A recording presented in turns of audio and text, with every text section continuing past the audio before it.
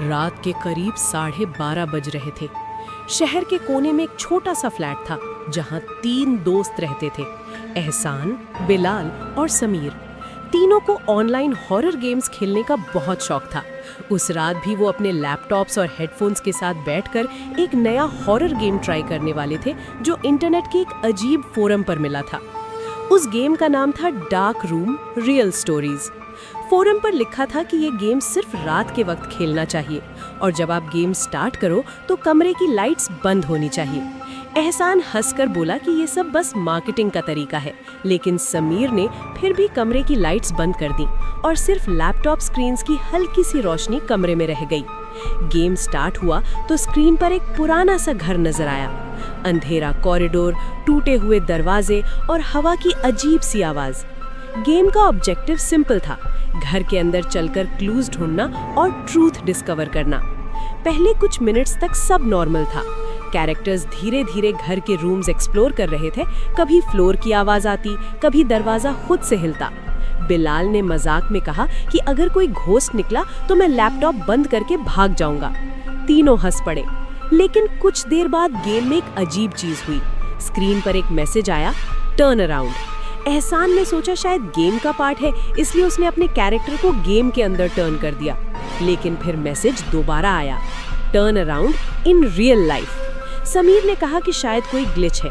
वो तीनों फिर हंस दिए, लेकिन कमरे की हवा अचानक ठंडी सी लगने लगी। बिलाल ने मजाक में पीछे मुड़कर देखा, लेकिन वहां कुछ नहीं था। गेम आगे बढ़ता गया। एक सीन में प्लेयर को एक पुरानी डायरी मिलती है।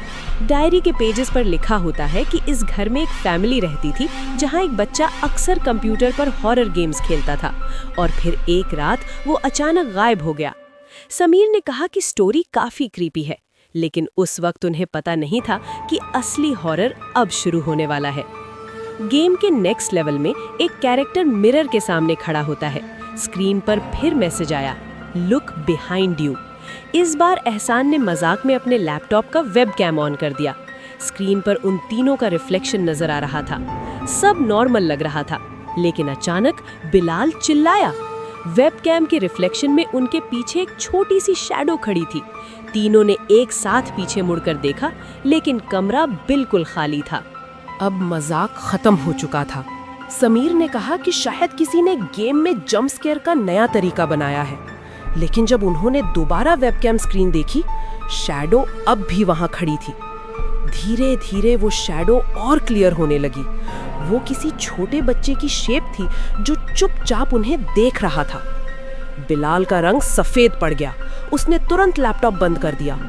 लेकिन अजीब बात ये थी कि उसका लैपटॉप बंद होने के बाद भी उसकी स्क्रीन पर वही इमेज नजर आ रही थी। शैडो बिल्कुल उसके पीछे खड़ी थी। बिलाल ने डर के मारे कुर्सी पीछे खींच ली और उसी वक्त कमरे के कोने से हल्की सी बच्चे की हंसी सुनाई दी। तीनों एक दूसरे को देखने लगे। एहसन ने डरते हुए कहा कि शायद किसी ने स्पीकर पर साउंड इफेक्ट चला दिया है, लेकिन जब समीर ने अपना हेडसेट उतारा तो आवाज फिर भी आ रही थी, जैसे कोई कमरे में ही हो। गेम खुद से चल रहा था। स्क्रीन पर एक और मैसेज आया, यू इनवाइटेड मी। एहसन ने जल्दी से इंटरनेट डिस्कनेक्ट कर दिया, लेकिन गेम फिर भी चल रहा था। अब स्क्रीन पर वही पुराना घर नजर आ रहा था, लेकिन इस बार कैमरा धीरे धीरे एक रूम की तरफ जा रहा था जहां एक कंप्यूटर टेबल पर रखा था। स्क्रीन पर जो रूम दिख रहा था वो बिल्कुल समीर के कमरे जैसा था। समीर का दिल जोर से धड़कने लगा। उसने धीरे से कहा, ये मेरा रूम है। गेम के अंदर कैमरा कंप्यूटर स्क्रीन के करीब गया और उस स्क्रीन पर 3 लोग बैठे हुए नजर आए, बिल्कुल वैसा ही जैसे वो इस वक्त बैठे हुए थे। बिलाल ने डर के मारे लैपटॉप उठाया और जमीन पर फेंक दिया। स्क्रीन टूट गई, लेकिन आवाज फिर भी आ रही थी। बच्चे की हंसी अब और तेज हो गई थी। अचानक कमरे की लाइट्स खुद से ऑन हो गई। तीनों ने एक साथ कमरे के कोने की तरफ देखा और वहां एक छोटा सा लड़का खड़ा था। उसकी आंखें बिल्कुल काली थीं और चेहरे पर अजीब सी मुस्कुराहट थी। उसने धीरे से कहा, गेम खत्म नहीं हुआ। उस रात के बाद समीर के फ्लैट में कोई नहीं रहा। एहसन और बिलाल ने वो जगह छोड़ दी। समीर भी कुछ दिन बाद वहां से चला गया।